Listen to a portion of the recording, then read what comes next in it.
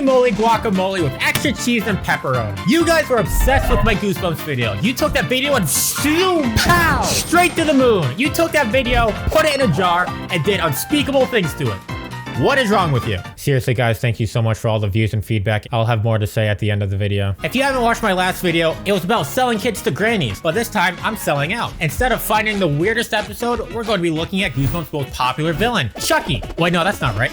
The boy, Slappy. You saw this coming, you looked at the thumbnail. I don't know how this is Goosebumps' most popular villain. He's an even bigger creep than Dan Schneider, and you'll see why when you stick around. The first Slappy episode is called Night of the Living Dummy 2, so I guess people didn't know how to count in the 90s. It starts off with a family having a show and tell kind of thing, and the brother is showing the family a video of her 13-year-old sister Amy changing. Oh boy, we're already starting off with some crazy shit. She turns it off and the dad says, "Where's your sense of humor?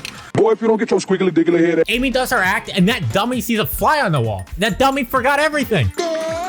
She attempts to be funny but messes up. Her dad surprises her with a new dummy, and like a dumbass, she reads the foreign card that's in Slappy's pocket. In her room, she's testing out Slappy. It's nice to meet you too, Amy. That dummy's balls needs to Swing low, sweet chat. She plops Slappy down next to the dummy with brain damage, and Slappy knocks him off when she wasn't looking. During the night, we see some kind of crotch cam waddling around the house. The older sister wakes up to her painting being destroyed, but I think it got improved. Look at that nice family. They all have their mother's eyes. Amy gets blamed for doing it, but then when she tries to defend herself, no one believes her. She goes to see Slappy in her room and finds red paint on his hands. When you, girl. In the living room, a guy is singing, "If you're happy and you know it, clap your hands," but I'd rather clap my ass. Somebody, bro.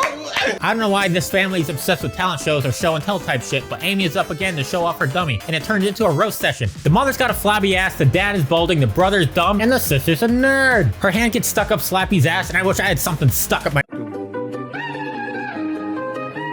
She puts Slappy back in the box and invites friends over, and they end up finding Slappy. Amy takes him back, and Slappy's back at it again with the roast session. Slappy takes her hand and won't let it go. After some arguing, the friends leave, then later that night, Slappy is goofily waddling around the house. Amy sees Slappy about to murder her parents and tackles him. The next day, she throws Slappy down a sewage drain, then he appears in her room later that night and acts like a toxic ex. He tells her that her entire family is now his slaves, and his sister sees him alive, so they both run away, and holy shit, I have to tilt my head with the amount of fucking angles this camera guy is using. As they're walking around the house, Slappy grabs her leg, and right as Slappy's about to kill Amy, he gets tackled and smashes his head on the fireplace. Stinky. Now that Slappy's dead, they're wondering who saved her.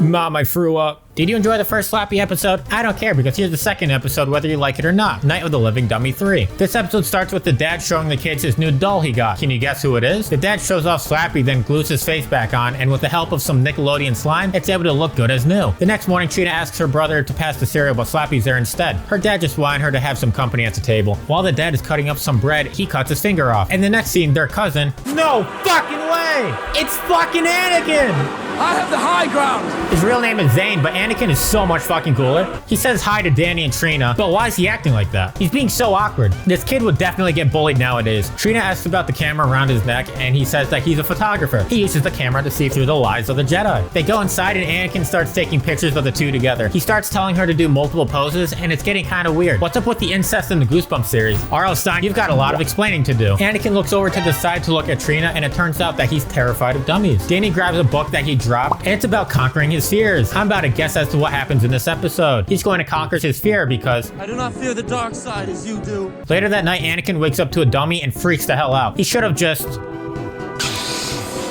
I mean, that's kind of what he did. This episode is preparing him for the greatest role of all time. The father asks who did it, but none of them confess to doing it. The next morning, he apologizes for getting the two in trouble, and holy shit, this is the most socially inept person I've ever seen. They go to look at the pictures he took yesterday, and all of them are dummies. The father calls Anakin into the living room to help ease his fear of dummies, then Slappy kicks him in the leg. The mother tries to calm him down, so they go into the kitchen to eat, but all the food is ruined. The kids are tired of getting in trouble for stuff that they didn't do, so later that night, Trina goes upstairs to find out who's been behind everything, and finds Danny, but he's also up there for the same reason. They both see Anakin up to no good.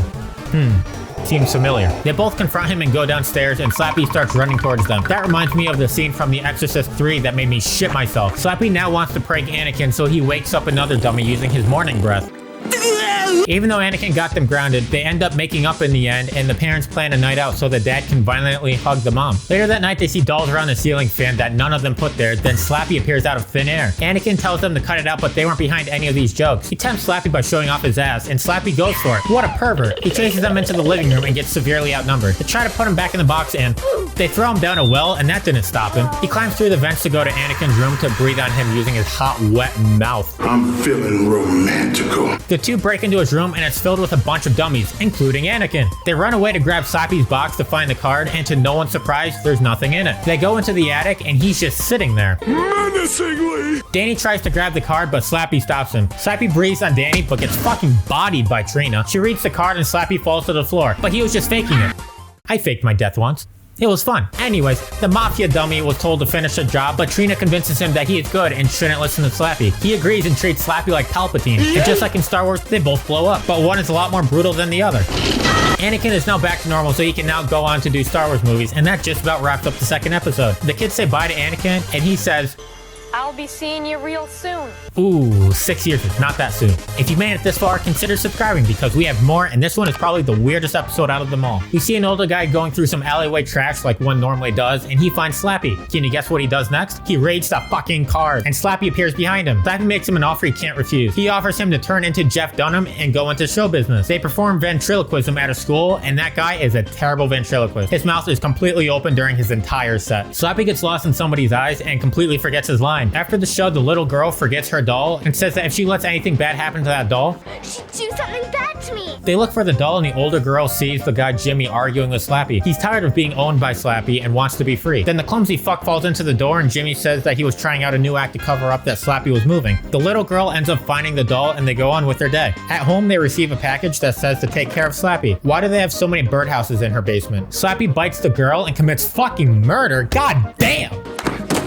The little girl wakes up and sees Slappy on her dresser with a note written on her mirror that makes him a horny stalker. Boy, are they fucking horny. Their mother calls them into the hallway and asks them why her wedding ring went missing. Slappy's probably using it as a cock ring. The big sister brings Slappy back to Jimmy's place, and he tells her that Slappy is pure evil. She opens Slappy's case and her dog comes out of it. What a nice magic trick. I should try that. She calls her sister to tell her that Slappy is real, and he ends up on the other line. Now Thurman Merman gets locked in the bathroom, and the big sister comes back to save her little sister. It's hard keeping track of these people. I don't even know their names. Why he look like that? Mom, I threw up. He complains about wanting his bride, so they run into the basement, and that's when her doll starts to talk. She says that she fell in love with Slappy at the show, and whatever she wants, she gets. They try to escape through a window, but Slappy is already one step ahead of them. Slappy shows off his new wedding ring that he acquired, and is ready to use it on his new bride, the child. What the fuck, Slappy? Slappy, you're under arrest. We've got you fucking surrounded. The dog gets upset that he's in love with someone else, and it basically turns into a toned down version of Bride of Chucky. The big sister turns on a power saw and gives his foreskin a nice little trim. Both the doll and Slappy are now broken, just like my dick. I cracked it like a glow stick. The ghosts fly out of the bodies and fade away. The girls go into the bathroom to let the brother out, and oh dear God, he's got weeaboo eyes. Slappy is one of the weirdest fellows on the block. He's attempted murder, slavery, turning people into plastic, and he even tried to marry a kid. Which one was the worst one? It probably depends on what side of the world you live on. The age of consent used to be 11 in the Philippines. There's a fun fact for you. Anyways, do you think there's something wrong with this kid's show? People love this show, and I watched it growing up. Some people hate it, some people love it. If there's something you want me to recap next, leave it in the comments below, and I'll be sure to do it in one of my next videos. I've seen your comments, I'm getting to it. If you made it this far into the video, please remember to like, comment, share, and subscribe because I love posting for you guys, and if you haven't seen my last video, you should watch it. It's about Jack Frost, but a version that's a lot shittier and goes around murdering people in the weirdest of ways. Thank you for 534 subscribers, and stay tuned for the thank you message. If you've made it past the outro, then holy shit, you're a cool subscriber. Thank you so much for all of the feedback on all of my videos and shorts. It makes me so happy that pursuing YouTube is actually going so well. Thank you for 534 subscribers and all of the amazing comments that you leave. I screenshotted all of them and kept them in an album on my phone to give me the motivation to keep following the dream that so many others have. I want to try and make the best and funniest videos for you all, and I'm doing my best to get videos out for you while balancing a full-time job and all the ups and downs that life has been throwing at me. I guess this is like my 500 sub special. Let's hope that 2024 is an even better year than this year. I know it will be, and I hope it is for you too. If you want to see sneak peeks of my next video or other things I'm working on, look at my community tab. I have an Instagram and Twitter in the description if you want to follow those. If you have a suggestion for me to make a video on, leave a comment because I read every single one. I have so many plans for this channel that I can't wait to pursue. I hope all of you have a great rest of your day, afternoon, evening, night, whatever you're doing or wherever you are. I hope you enjoyed this video.